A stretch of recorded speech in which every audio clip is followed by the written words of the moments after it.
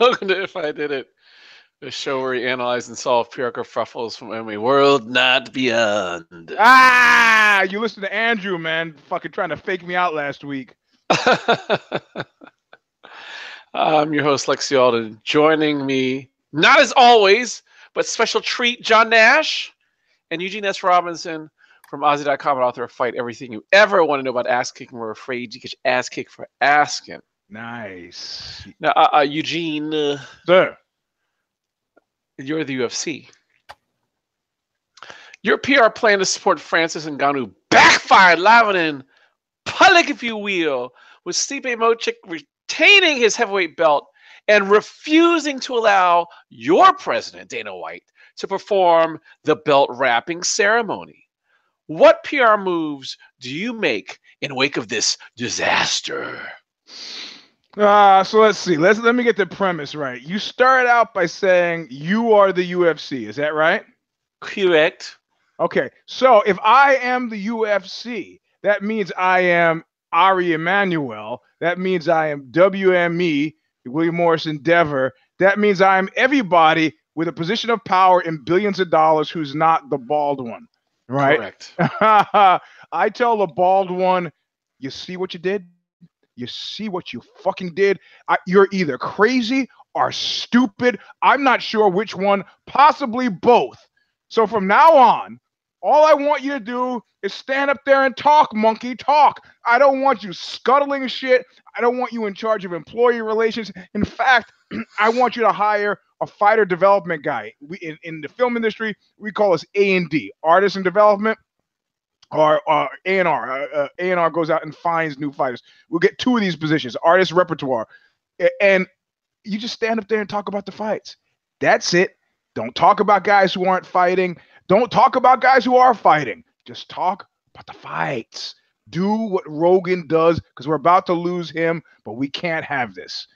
And the reality of it is that was a completely unforced error. You came out of that fucking meeting with the Stipe, the budget meeting, and your ass was a little bit hurt, and you said some things, and you did some things, and you showed your hand. And of course, I sort of felt that way. And Ngannou would have been an exciting new wrinkle. He's got a little bit of charisma, got a little bit of the it factor, not a lot, but a little bit more than Stipe. But that doesn't matter, man. You got to dance with the one who brung you. Dude holds the belt. And the reality of it is he went to work yesterday. So what the fuck are you going to tell a guy who has to have a job just so he can do his other job? Don't fuck it with a guy. Do not do this. So you got to get the bald one to stand down. You send a nice, make nice present to Stipe to get things back on even keel. We're all adults here, but, we still have feelings. Send him something nice and then move on ahead with the rest of your wasteland of 2018. Damn. What do you think, John? Wow, that was harsh. Wasteland of 2018. It's like Is there anything you're interested in? Anything that's not fantasy? Anything that's on paper? It's like Bronx 2000, if you remember that movie. Man, that's what it makes me think of.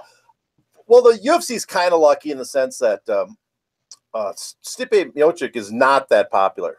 So even if they have a squabble right now with them, it's not that damaging. What's damaging is he can't sell a lot. So I would use this as an opportunity. One, maybe, I remember in pro wrestling, you mentioned before, Vince McMahon had a feud with, what was his, Stone Cold, Steve Austin? Stone Cold, that's right. And it gave him some sort of charisma and push. UFC tried that with Tito in the past, and it worked a little bit, but not a lot. So I don't know how much it'll do, but maybe you can get some sort of interest in Stipe because he's the guy that dislikes management. You're having a feud and you have some interest in him. But I think the easy way out for the UFC, for Endeavor, for Dana White, is just compliment the man. Just start talking about, yeah, listen, I can understand he's upset. He feels, slighted. But the truth is, he's the best heavyweight in the world. He's won, defended the title more than anybody else. He's beaten everybody in front of him. We can't wait to see who he does against someone else. I think he's the baddest man on the planet. If you want to put a dig at Fedor, say, I think he surpassed Fedor Emelianenko as the best heavyweight of all time. So, do it. I mean, they did that to... you don't want to do that. But Yeah, you know what I mean, Fedor? Because he fights for Bellator, and you don't want the entire room to go, "Oh yeah, Fedor! Hey, he's fighting!" and they all run over there. Retract Vader. But you do what in the Paul Schrader movie Blue Collar, what they did. They gave Harvey Keitel the better job to basically to make him shut up and leave, Richard Pryor in the dustbin of the work in the floor, working for nothing. So you kind of do that process where you give Stipe some credit. You talk about how you're going to promote him, kind of make him happy. Because actually, the only thing Stipe's a threat to the UFC right now is because he can't really draw, so he can't hold out. Is if he becomes so disgruntled that he starts operating with other disgruntled fighters. And the only threat really is if he starts working with other disgruntled fighters on, the lawsuits and organizing associations and that sort of stuff. And so you just want to prevent him from doing that. It's not gonna. It's already happening, and it's happening in like Bastille Day way, by which I mean collectively disorganized. They're all doing like this work sick out, starting with Stipe. He's like, I'm not fighting for that. I'm not fighting for that. I'm not fighting for that. You know what? I got to go to work. Sorry. See you later. And I think bit by bit, everybody's like, huh, if the choice is to hold out or fight for fucking 10 grand, I'm going to hold out, man. Look at dude on top of the table in Ibiza with a cardboard cutout of his face on his face. Fuck it. What am I doing? Knocking my brains out for $15,000, $20,000. Rory McDonald made $500,000 in a fight that was a Chandra, an embarrassment. But only guys that can do that are the champions because they want to have the belts defended. I mean, Nick Diaz has been holding out forever, and the UFC, the machine just keeps moving. And but even the champions have no leverage because they can't go anywhere else. So if you're going to hold out and say, "Oh, I'm going to hold out," well, then they come back and say, "We'll give you a 10% raise." So you're like, great, I made a 10% raise, but is that I sat out for a whole fight. I missed a fight to get 10% more on my next paycheck. Was it worth it? And was it as much you could have got if you worked with other fighters in an organized manner? Probably not. But they're not going to organize. We know that. No, it's because Cal Schalak and the whole bodybuilding effort to take an individual sport and collectively unionize, it's not going to happen, but it's happening anyway, right? I mean, Demetrius, I got to get some surgery. I can't fight. Nick and Nate, you know what? I don't need to fight. What does Demetrius cost him? Probably peanuts. They should be paying that guy twice what they're fucking paying. Well, now he's talking about fighting TJ Dillashaw finally, so, Is he talking about that? Yeah. Well, it doesn't help to drag your feet because where else is TJ going to go? TJ doesn't want to give a rematch to the guy chomping at the bit for the rematch, so fuck it. I mean, we're in a really weird checkmate situation where it's good old Mexican standoff time, and the reality of it is, like the Dems, had I been a Democratic senator or representative, I just said, fuck it. Yo, bro, catch me on the other side because I'm not voting for shit. I'm not voting for anything. Fuck you, and especially fuck you. I'm not voting. And I think the fighters, the clock is not going backwards. Looking at 2018, the fighters see the same thing we see. A schedule full of fucking nothing, and there are only a few that are egomaniacal enough to say, that's right, man. I'm from fucking Paducah, Kentucky. You put in Paducah, I can fill the seats. I can put 20,000 people in there. Hey, let me headline. Let me show you what I could do. The bald one. That's not going to happen. The guys realize their limitations. Yeah, so a big name could help. But, somebody just texted me. He says, I mean, honestly, no one at WME can spell either Stipe or Ngannou. And that's the hardcore fact. They're still waiting for Ronda or McGregor to come back. If they had and that's the thing. If they actually had a care to be able to do something in their investment, they could do something. They don't. They do not give a fuck. I don't. And actually, somebody did a screen grab and put it up on Twitter of fucking Ari Emanuel sitting there at cage side. It's like, oh shit, he's sitting there at cage side, so he's actually somewhat thinking about what the fuck is going on. What are you doing? Whatever kind of smoke it is that the bald one's blowing up your ass, you start to wear fucking plastic underwear or something. You got to stop it because it's not happening, man. Before I thought I was being an alarmist because I've been beating this drum since October of last year. It's not alarmist now, man. I got to do a care don't care preview this week for the fucking nothing. You got Machida versus who is Machida fighting? Anders? Who the fuck? What? Are you kidding me? I'm panicking. That's what I'm saying. I'm so Man, happy you and Nate figured that out for Care Don't Care that I didn't have to. I was very scared for a while when I got that text. Well, you're lucky. You're lucky I didn't do the last Care Don't Care because I kept an unofficial tally of my picks, and I took a bloodbath on fucking Saturday night. One bloodbath and something that I don't know if you're going to care about, John. You're CM Punk. I already don't care. But I don't even care about my own career. UFC President Dana White just told the world about you, quote, he wants one more. He wants to get another shot. I'm going to give it to him, end quote. How do you maximize this? Sorry. How do you maximize this opportunity? God, I don't know. How do you not get your ass kicked when you're CM Punk and they're not going to bring anybody in for you to beat? They're not treating him like Strikeforce treated Herschel Walker. They're actually giving him guys that can fight, which is even the 100. I tried to get that fight, by the way. You know that, right? No, I would have. I was pushing hard for that Herschel Walker fight. That would have been too big a fight. They didn't want to waste it. They were saving it for when they were going to do the Cowboy Stadium show. They're planning on bringing you back to that Cowboy. When they got sold, it never happened. So we lost out on that. That's terrible. But I mean, who do you put them against? They could. The lowest rated welterweight in the UFC is probably let's say the 200th ranked welterweight in the world, and CM Punk is the 1200th ranked welterweight in the world. If there's 1200, so yeah. I don't know. I'm really. I would do a big show of you training. You're taking it serious. Maybe do a vlog series. Get some press on you again, and then right before you run into a burning building and get hurt trying to save some kids. That way you don't have to go through the fight, because I just don't.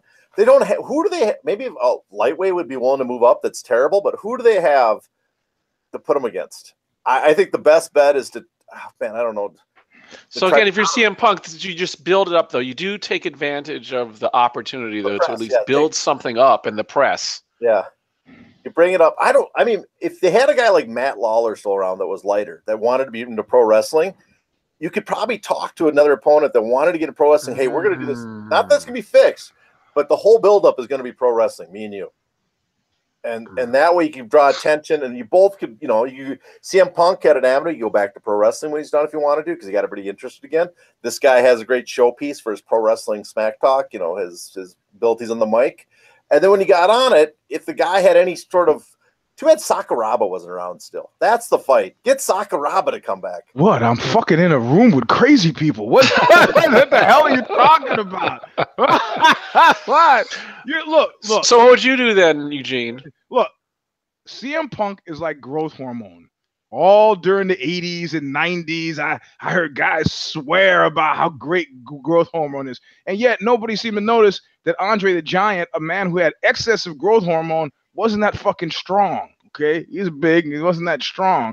But then guys started taking growth hormone and put it as part of their stack. They got, I got some Deca-Durabolin and I got some Anavar tabs on top of the HGH. So then it was like, man, that HGH is killer with the Deca-Durabolin and Anavar. It's killer. You got to understand, any discussion about CM Punk right away takes you out of the arena out of the wheelhouse where you're doing what you do well.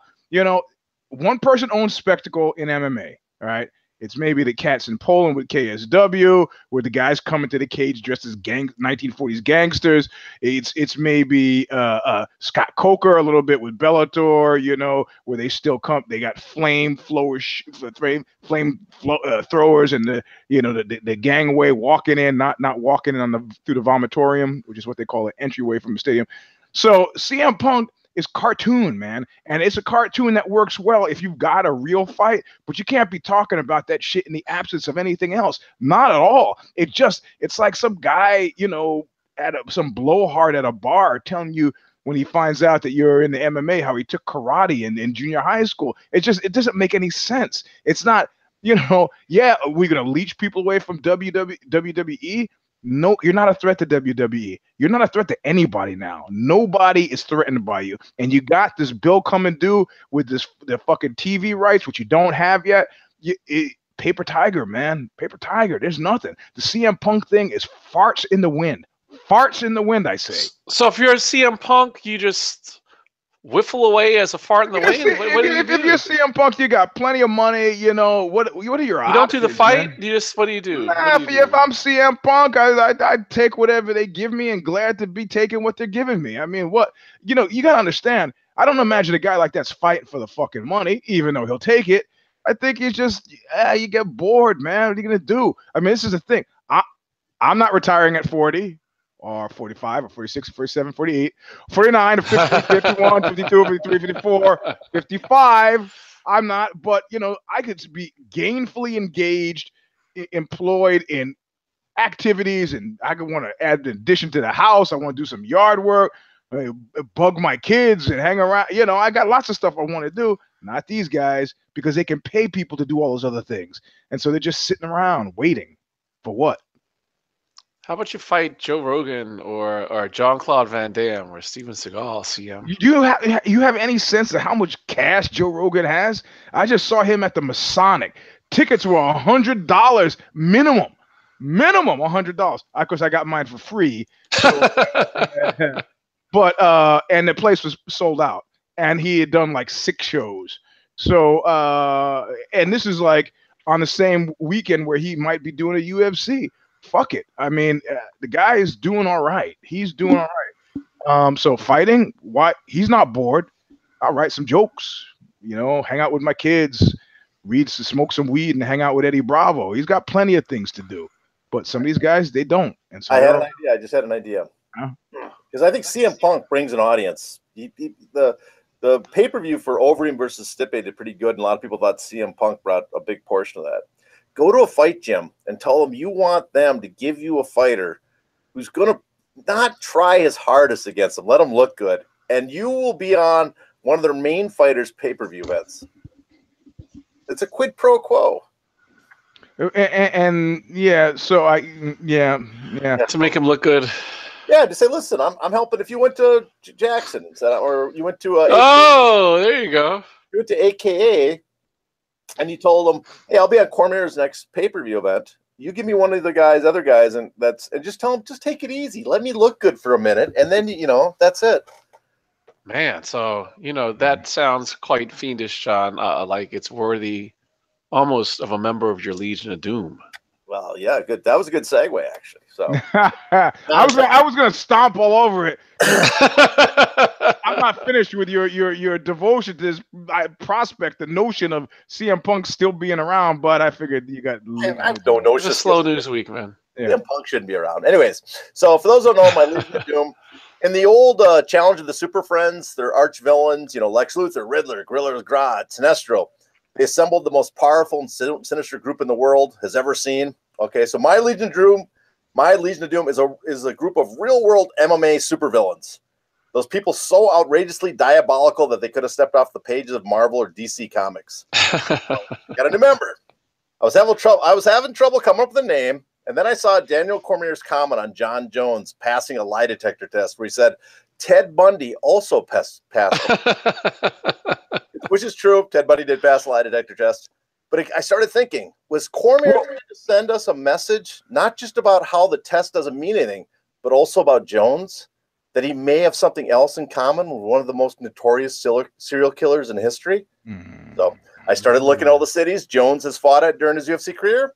And so far, it seems that there's been at least one murder during fight week. Now, I'm not saying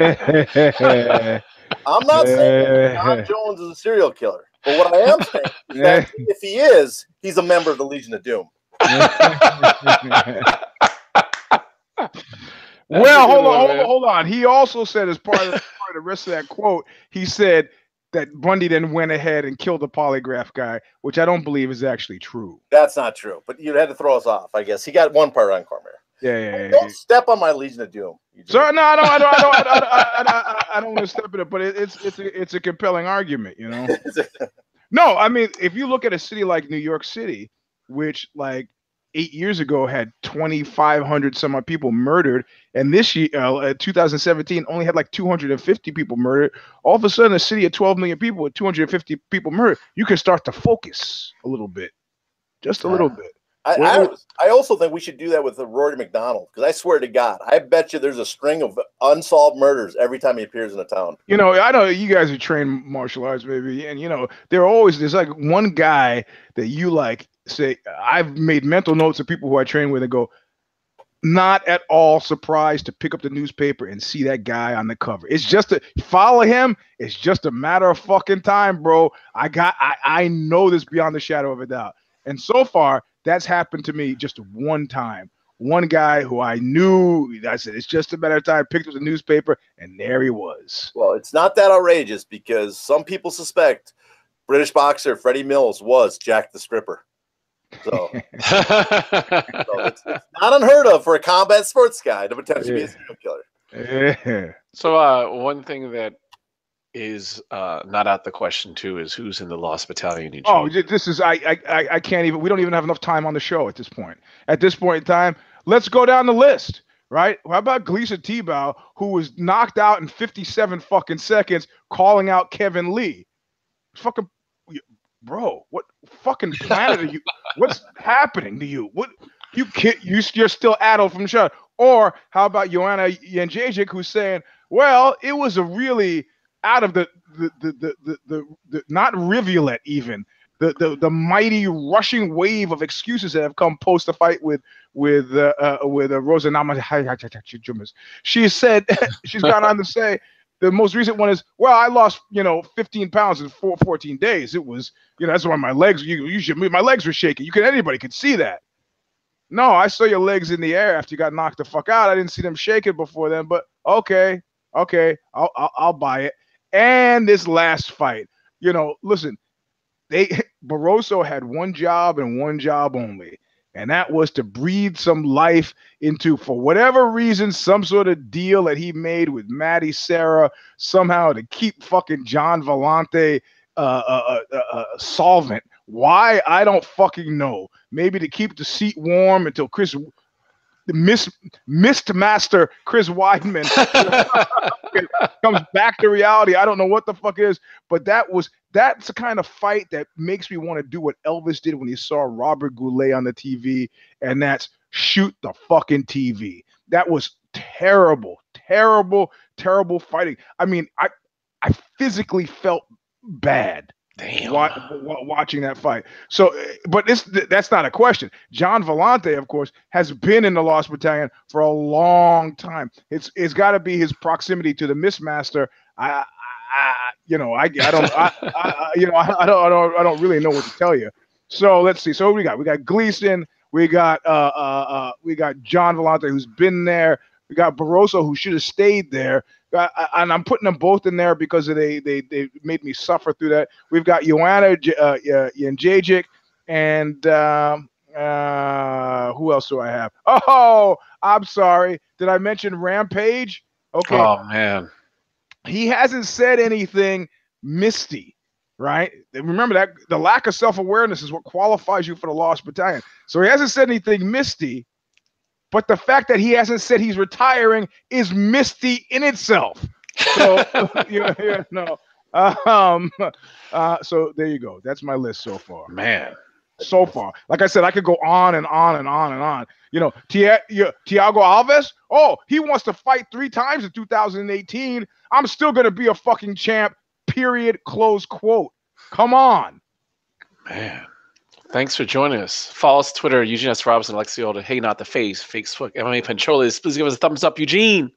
Ding, ding, ding, ding, ding, ding. And also on Instagram at Mr. Sleep 3. But if you have no post on Instagram, I think you're a spy and I don't let you in. Subscribe to MMANation.com on YouTube, MMA Nation on iTunes. Visit Bloody Oboe, buy Oxbros and the Black Duke, wherever fine music is sold. Immediately follow this show. Eugene, we got the white vinyl. The white vinyl is ready now. Oh. In the link below. Oh, yeah. Eugene, what do they have to do? See, there's a link below this. No, below our images on your fucking computer, there's a link. We're going to get out of this show and we're going to log back in where that link is. So in less than 3 minutes time, you can see us again doing the same thing that we just did, but for non-MMA related topics. That's right. We'll be back next week with another install If I Did It, and we don't know what we're going to be talking about yet because the PR mistakes have yet to be made. I'm going to guess one of them was what I just said. But anyways, here we go.